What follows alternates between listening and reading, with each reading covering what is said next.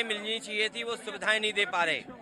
आज सीवर को लेकर के, गंदगी को लेकर के, कूड़ों को लेकर के पूरे के पूरे शहर भरे पड़े हैं। अगर गाजियाबाद को ही हम देखें तो पिछले कई वर्षों से यहाँ की जनता ने बीजेपी पे भरोसा किया और उम्मीद की कि शहर रहने लायक बनाएंगे, लेकिन इतना बड़ा संस्थान ये जगह है जहाँ आर्थिक रूप से भी बड़ा कारोबार है, बड़ी बड़ी संस्था इंस्टीट्यूशंस हैं यहाँ पर, उसके बावजूद भी गाजियाबाद वैसे का वैसा दिखाई दे रहा है। जो विकास, जो अर्बनाइजेशन जिस रूप में होनी चाहिए थी वो नहीं हुई। आज भी नदियाँ खराब हैं क्योंकि आपने सीवेज ट्रीटमेंट प्लांट नहीं लगाया। सीवेज ट्रीटमेंट प्लांट नहीं लगेगा तो आपकी नदियाँ कैसे साफ होंगी।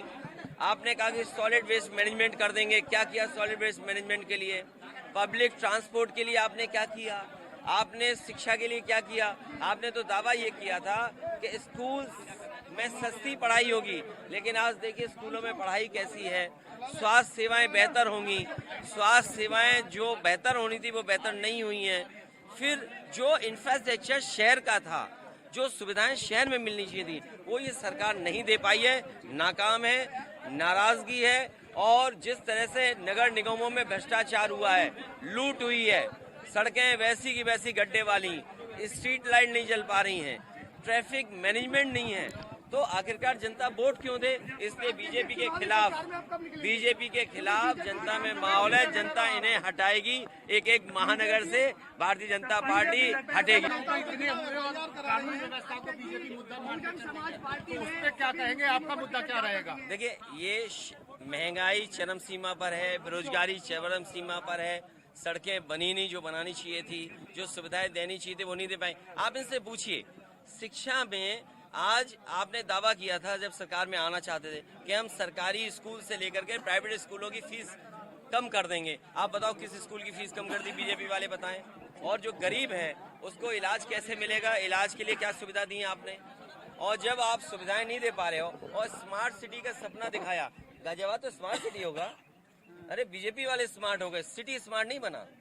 तो आप मैं वही आपसे जानना चाहता हूँ, क्या आप ये सवाल स्मार्ट सिटी पे पूछोगे कि नहीं पूछोगे? बिल्कुल। और नहीं, एक ऑटो वाले को यहाँ मार मार करके जान ले ली, वो सवाल नहीं आपके लिए। आपके लिए 1400 रुपए सिलेंडर नहीं है। जो इनकाउंटर वाली बात है, इनकाउंटर जाति, धर्म और कानून की धज्जियां उड़ा करके हो रहे हैं। और मैं कहूंगा आपसे, अभी एक चिट्ठी लिखी एक पत्रकार ने जो इलाहाबाद और प्रयागराज का है, कहोगे तो मैं आपके व्हाट्सएप पे भिजवा दूंगा। उस सच्चाई को जान करके अगर आपकी हिम्मत हो और अगर पैकेज मतलब ठीक ठाक न मिला हो तो उस चिट्ठी को अपने चैनल में पढ़ देना। आप स्वास्थ्य सेवाएं नहीं दे पा रहे हैं तो तमंचा बोल रहे हैं। आखिरकार क्यों ऐसा बोल रहे हैं? ये इसलिए बोल रहे हैं, अंग्रेजी में जो कहावत है, ओल्ड हैबिट्स डाई हार्ड, पुरानी आदतें जल्दी जाती नहीं हैं। और उसी का परिणाम ये है कि आपके शहर गंदे के गंदे हैं। अरे लखनऊ जैसी राजधानी, समाजवादियों का काम हटा दो, क्या मिलेगा वहाँ पर?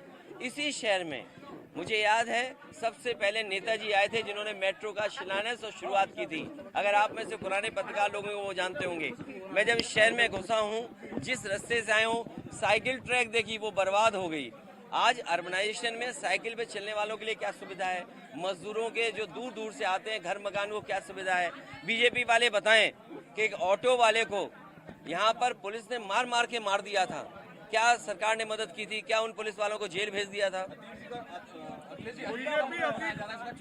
देखिए, मुद्दा इसीलिए मैंने बोला, इनसे स्वास्थ्य की सेवाओं को पूछोगे तो तमंचा बोलेंगे। इनसे पूछिए कि आपने वादा किया था कि पढ़ाई सस्ती होगी तो बोलेंगे तमंचा। आप उनसे पूछिए कि ट्रैफिक व्यवस्था नहीं ठीक पा रहे, बोला तमंचा। सॉलिड वेस्ट मैनेजमेंट नहीं कर पाए तो तमंचा। नदियां साफ नहीं कर पाए तो तमंचा। इसीलिए मैंने कहा कि old habits how to die. और जो महंगाई के सवाल हैं, आज बताइए सिलेंडर की कीमत क्या है? किसान का गेहूं खरीद लिया, आप जो पैकिंग में आटा खरीद रहे हो कितना महंगा खरीद रहे हो। एक परिवार में महिला समझती है कि इस सरकार की महंगाई की वजह से घर का कितना संकट आ गया है।